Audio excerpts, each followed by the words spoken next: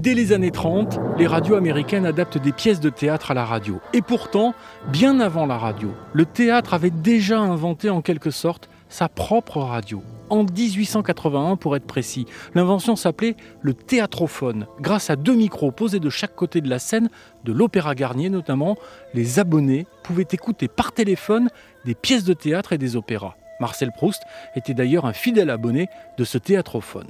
La technique ne faisait donc pas peur aux vieilles institutions que pouvaient être les théâtres. C'est ainsi que naissent, dans les années 40-50, les grandes émissions théâtrales à la radio. Sur Radio Luxembourg, RTL, c'est une émission patronnée et baptisée le Théâtre Homo. Grand spectacle. Le Théâtre Homo présente... Pour cette émission-là, ce n'était pas des captations, non.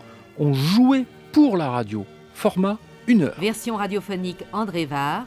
Réalisation André Salé. Toutes les grandes actrices et acteurs de l'époque, comme Annie Cordy, Jean Piat, Charles Vanel, Jean-Louis Trintignant et bien d'autres, venaient donc enregistrer ces pièces diffusées le soir à 21h, une fois par semaine. Charles Vanel, au milieu des années 50. Dans Le médecin de campagne d'Henri Bordeaux. Tranquille histoire, l'opération n'est pas douloureuse comme tu as l'air de le croire. Annie Girardot, Gérard Houry, Claude Rich et Roger Carrel, dans La Mégère apprivoisée, l'une des premières pièces de William Shakespeare, le 28 mars 1963. Et votre cheval a besoin de grand-père. Mon père? Rien. Non, mais tout de même, s'il partait seul, Catherine. On ne craignez rien. Il m'attendra. Et si je ne commence pas à lui résister, je serai bientôt plus abruti que son cheval. À table, gens de la noce! À table!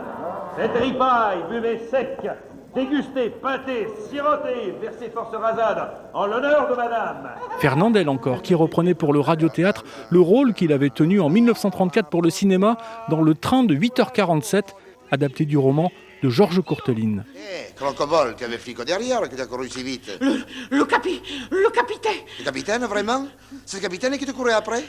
Et c'est pour me faire cette plaisanterie d'enfant de cœur que tu interromps ma répétition? Philippe Noiret est dans Le Guépard, la même année de sortie que le film avec Alain Delon, 1963. Vous êtes un galant homme, chevalier.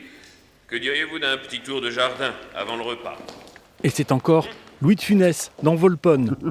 Ils ne valent pas mieux que votre crédit. Je ne prêterai pas 2 liards dessus. Je n'ai pas besoin de vos prêts, Dieu merci. Quand on tombe entre vos pattes, on a de la peine à en sortir vivant. Raflez l'argent, raflez. Mais gardez-le bien. Un beau jour, il pourrait se sauver. Pas de danger, moins de danger que pour votre femme. Ma femme ne vous regarde pas. Ni vous, mes affaires. Ce sont ainsi des centaines de pièces qui vont être diffusées dans les années 50-60. Chaque soirée théâtrale était introduite par un animateur. Chaque pièce avait droit à une présentation détaillée, le contexte, les auteurs, les acteurs. 1930, c'est le cœur de l'entre-deux-guerres, un cœur parfumé de toutes les senteurs exotiques, un cœur ouvert à tous les pacifiques conquérants.